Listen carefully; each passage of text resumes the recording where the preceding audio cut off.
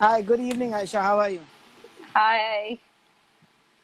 So we've got quite a few viewers, following us right now, and I guess you know quite a few of them. We've got Varun, we've got Ghana, we've got Pilo, a couple of other people you know. Um, for those who don't know you, I would like to ask you a few questions about yourself. So, Aisha, can you tell us when did you actually start sailing? Right? So I started sailing when I was about 9 years old in the Optimus class boat in Mumbai. That's you, yeah. Yeah, And in more recent times. that's not when you were 9, right? I mean, everyone says I look the same, but I guess there's a few more wrinkle lines on. But yeah. So so you started sailing Optimus boats. What boats do you sail today? What is your boat? I sail mostly the J boat class and a lot of keel boats in general, ranging from about 24 feet to about 60 footers. So yeah. Yeah. And did you always pursue sailing since you were a kid, or did you study something else in your education? Uh, I did study as normal Indian kids do. I did a degree in sociology, anthropology, and because from Xavier's University, Yeah. and yeah, as part of university, did a lot of small uh, other subjects like accounting and languages, everything like that. So when did you Full make the jump? university package. So when did you make the jump? When did you make the jump from mainstream education to you're a full-time sailor now, right? You run a business in sailing. Um, you know, that's your full-time job. Yes. So I've always been teaching sailing since I was a kid. I started teaching with the yacht club when I was about 16 years old as a volunteer instructor. And then as I got older, I joined a few other sailing clubs and was teaching with them as well. Once I got to an age when I finished my graduation, I decided to become an instructor with the RYA and the YAI, which is the Royal Yacht Association and the Yachting Association of India, and started teaching within the country itself as well as abroad in UK and Europe.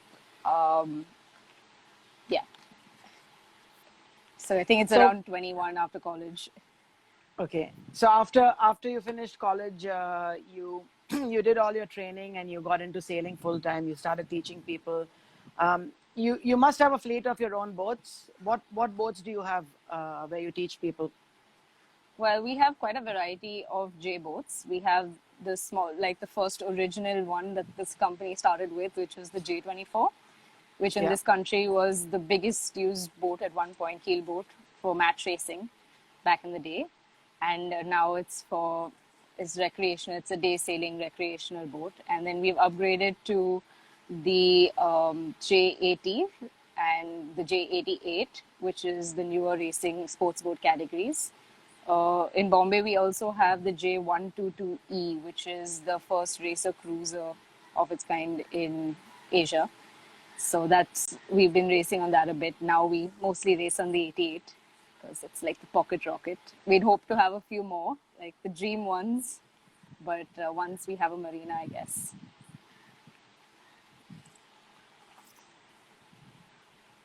So you have a variety of boats, and are there others with you who help you train as well? Are there other people who have made a choice to join sailing as a profession? Yeah, they're actually joining in on this chat view, and they were students of ours that decided to take on sailing even if it's part time to come train because they enjoy learning the sport as well as. I think it's a great job that they can go every day and see sunsets and sail. And yeah, besides that, we do have a few sailors who have also come back into the sport and joined in as our corporate instructors for the team building activities. And yeah, basically. So tell me more about what Discover Sailing does. Like Discover Sailing India, that's your company, and you all train people recreationally, professionally. You do racing and corporate events. So could you tell me a little bit more about these things? You cover the four main topics that we do. Yeah. So basically, we're a sailing school that teaches sailing and takes people to a level, the sailing level they'd like to get to. So even if it's just sailing around the bay, to sailing offshore, to becoming a yacht master, um, instructor, whichever level they'd like to get to, we help them get there. And we have that's the main sailing school. So it starts all the way from level 1 to the yacht master level. Um, in India, we don't do the yacht master courses, but we do up to day sailor courses. Then we have the corporate sector, which is a lot of team building. As a team sport and as a competitive racer myself, I think the whole team aspect is really important. And corporates coming into it now are also figuring out how nice it is as a sport, because you get to do a little bit of racing. You can have a corporate day out, or you can just have a meeting on board, because I think the best deals are made when you're sailing into a sunset.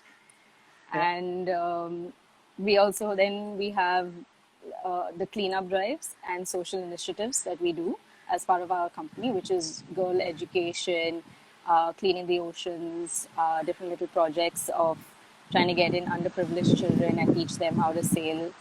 And besides Mumbai, which we're doing it with a few schools here, we are doing it internationally as well. And the fourth one was, the thing is, because we have everything in, we do so many different ways of trying to get the sport out to everyone. And yeah, I can't remember the fourth. No, that's good. So you said that you are a competitive sailor. So you travel a lot to race for India. Do you race for your company? How does that work? So I'd like to think we race for the country and India. I mean, so India as well as the company, because at the moment we don't have funding for our racing because it's not part of the Olympics.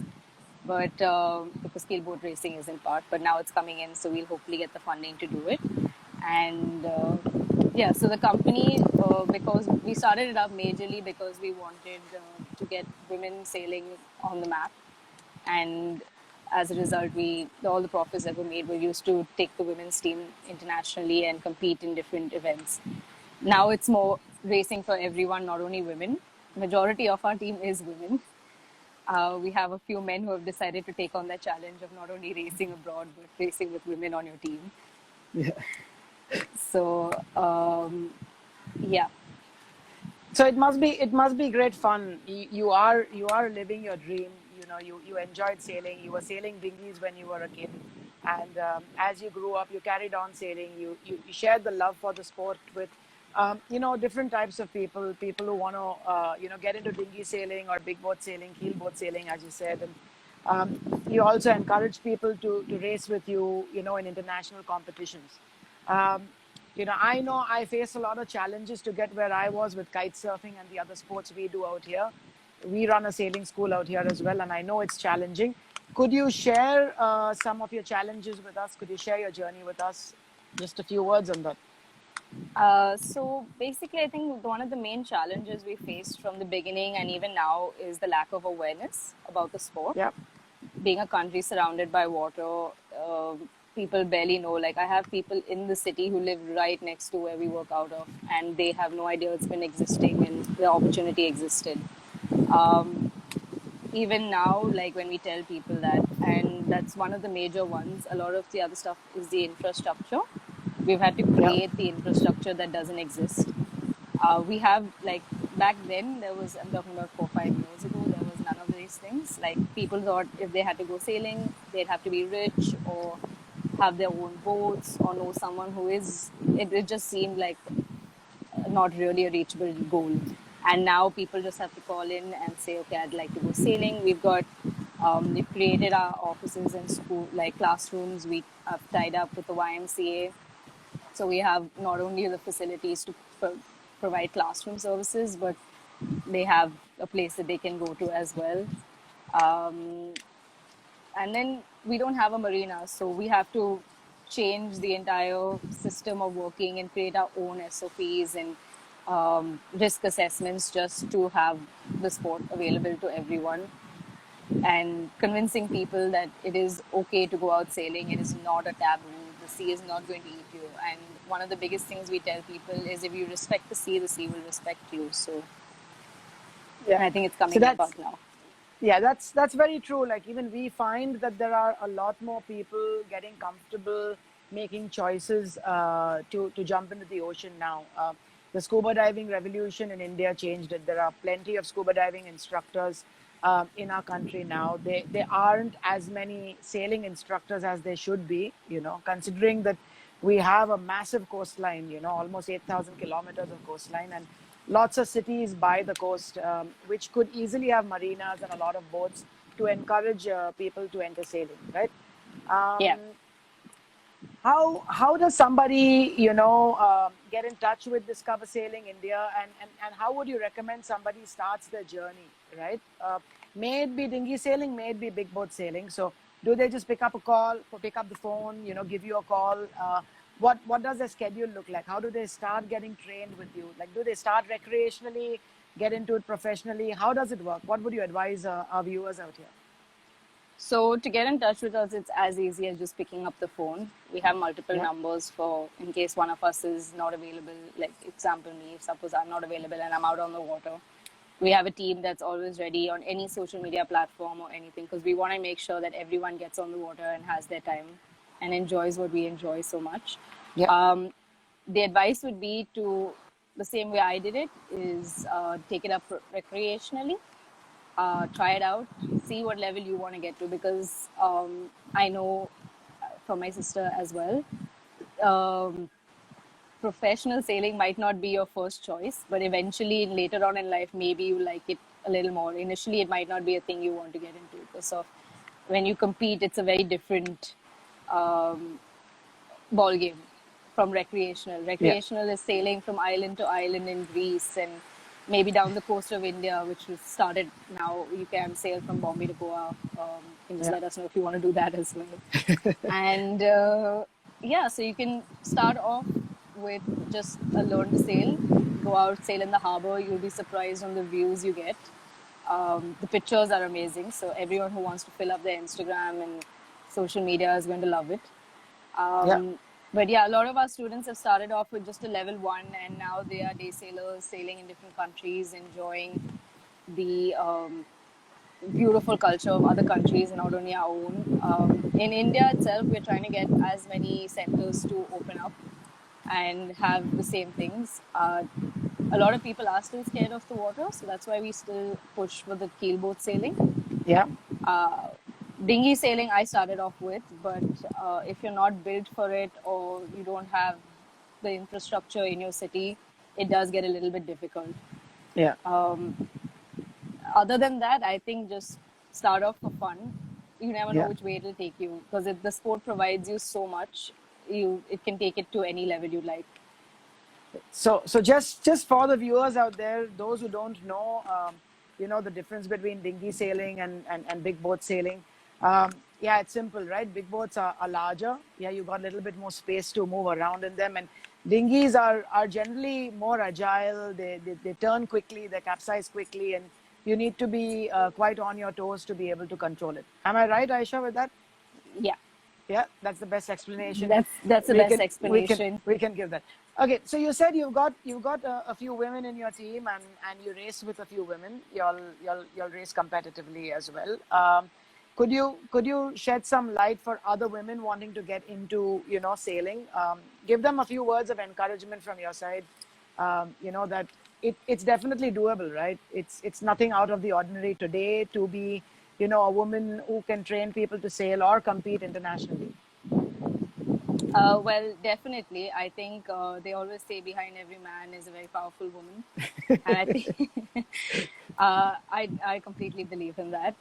Yeah. But definitely, women can take anything they put their hand to and make it beautiful, including Yeah. the sport. Yeah. Our team, our core team of instructors, is also 4 women versus 4 men, so it's very equally based.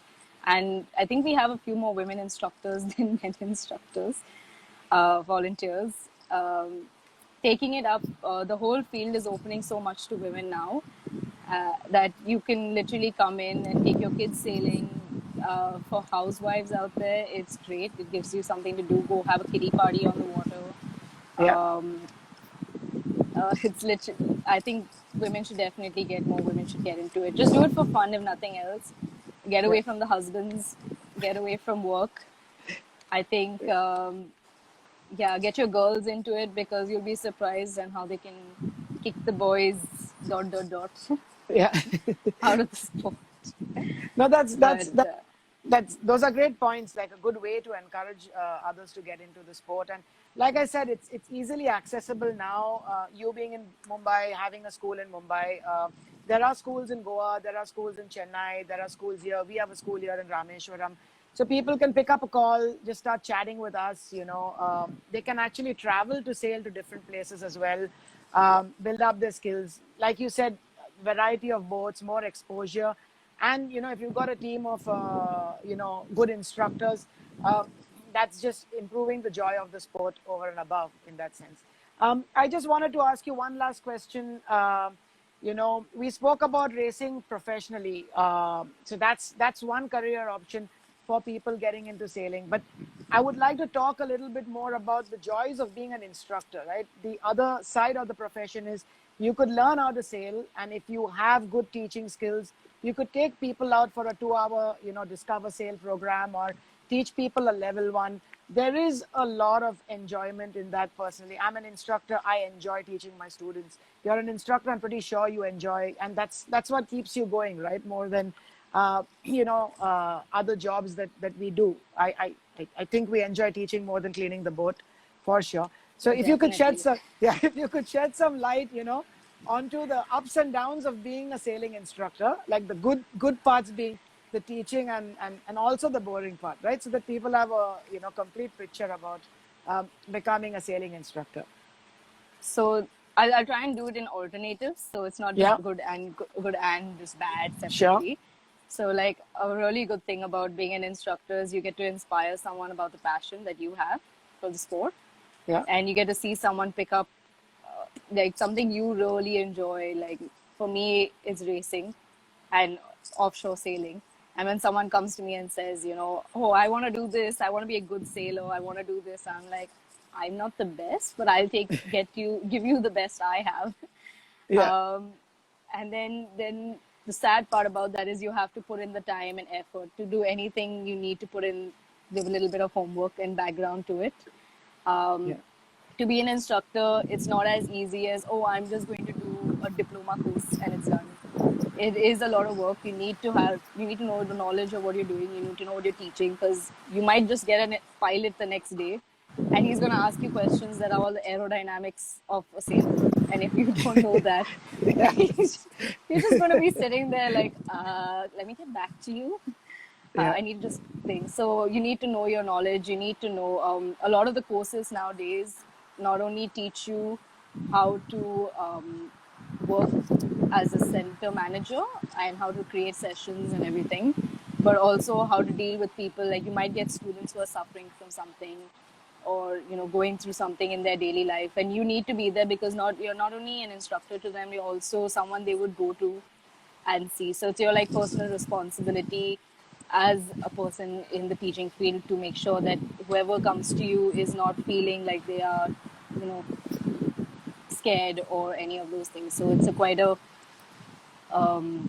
responsibility. So I would say that's not a bad thing, but not a good thing as well. It's a mix of both. You need to have your responsibilities in there. A great other thing is you get to meet like a million people a day.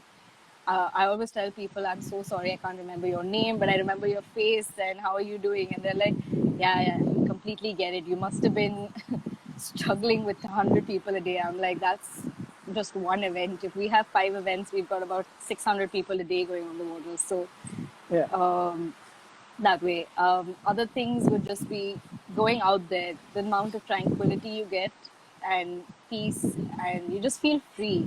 And as an instructor, you can just go out whenever you want. You don't need a client, you don't need a person. You can yeah, just go out, enjoy yourself. If you yeah, need to get away from, I don't know, like some people do have a lot of pressure from their households, from school. They just head out and come back and they've forgotten about the entire thing. And these are just the instructors, so they're not Yeah. even students. Yeah. So that way. It keeps And it keeps your mind empty, like you said, right? It keeps you, kind of your mind clear of all thoughts when you're out there catching some wind, whether it's sailing, kite surfing, windsurfing. It's the same feeling at that site. Yeah. yeah, I think the best way to say is it's a very mindful thing. You're Yeah. there, your mind's empty, but your mind's Yeah. also thinking about everything in Yeah. the most systematic, beautiful way you could ever put it. Yeah. And yeah. So we've got one last question, Aisha. We've got one question from our viewers. Do all the training centers have standardized courses, or each training center can customize their courses? So, as per a lot of guidelines, they usually have standardized courses. But because centers, at least in India, they all have different infrastructure and boats and everything, we have to customize it a bit to suit the standards or what. So, we try and keep the standards very high. Yeah. And we put in what we think we are able to give. So, we say, okay, fine, we have this, whatever we have. And with that, try and keep it as standard. So like say if it's your center, my center, the standards will still be high. It'll just be a difference in the boats or the infrastructures. So you would have a beach, I would have a jetty. Like that way it would be different. Yeah. So unfortunately, you're right. We lack infrastructure when it comes to that. So for example, for you, you do have a port kind of area, with a lot of boats out there. We out here will have an open beach with no boats around us at all. So when we actually do some training with students or people who are coming for recreation sailing, we do not have the hassle of having any other boat around us. But we will have to create that situation for them to learn how to sail amongst other boats. Whereas for you, that comes first, right? Sailing amongst other boats while you all go out to an open place. So we try to maintain the same standards across sailing schools. It depends on, who we are affiliated with. Like in India, it's YAI. So YAI's got their schematics of training. We are a nautic ed school. You do RYA. So it completely depends. So to answer the question in a fair way, yes, we have very high standards, and we do customize it depending on the location. If I'm not wrong, right? Yeah. Yeah. That's true. So we don't have any more questions, but I'm sure they'll keep rolling in on our Instagram handle. If anybody's got questions. I can see a lot of them. Yeah. Questions revolving around beer can be answered in DMs. Okay. Somebody just asked me to ask you about your fat lip on your maiden failed shower. Okay. Oh, the fat lip was in Bahrain in December. Yeah. We went back to land basically to get our lunch because we had 15 minutes in between races to grab lunch. So we had we're hungry Indians, okay? We love eating. And we ran back to land just to shove our faces with food, like with gloves on. It was a nice windy day of 25 knots. And we decided that we're going to go full speed through a bunch of waves in a rib just to make it back to the boat. We wanted to also see the little bit of the racing because our competitor was still racing. Yeah. It was match racing, so quick races. And we carried our beer for our celebratory, quick one beer to celebrate after we won that race because it was the last bunch of racing. Yeah. And on the way to there in the waves, it was the coach of the Bahraini team that decided to rev through a bunch of waves, and I basically hit my face. And we had to take out the beer early because it was nice and cold, so I could hold it against my face so I didn't have a fat lip through the entire race. Stopped the bleeding and the swelling went down. But luckily, and also there was the prize distribution, so I didn't want to have a fat lip for the prize distribution. I am a girl at the end of the day. I don't want to look ridiculous. And the swelling did go down. The beer went warm, so we never ended up drinking it. It was quite bad. And the failed showers on the boat was basically our water maker stopped working in between. Yeah. And so we decided that because we are going to the doldrums near the equator, we're going to get rain showers and storms. So I had like the bright ideas, like, come on, I need fresh water for my shower. It's going to rain eventually. So Yeah. we lathered ourselves up. Like, I know for all the men out there, this sounds extremely elaborate. It is not, like, really glamorous. It's not. But we basically had 7 women soaped up, standing on the deck waiting for this rain shower that we thought was coming towards us. Yeah. Yeah, it didn't. It went literally 2 meters to the side of us, past us, went past, and we're just standing there with soap drying because we got the wind.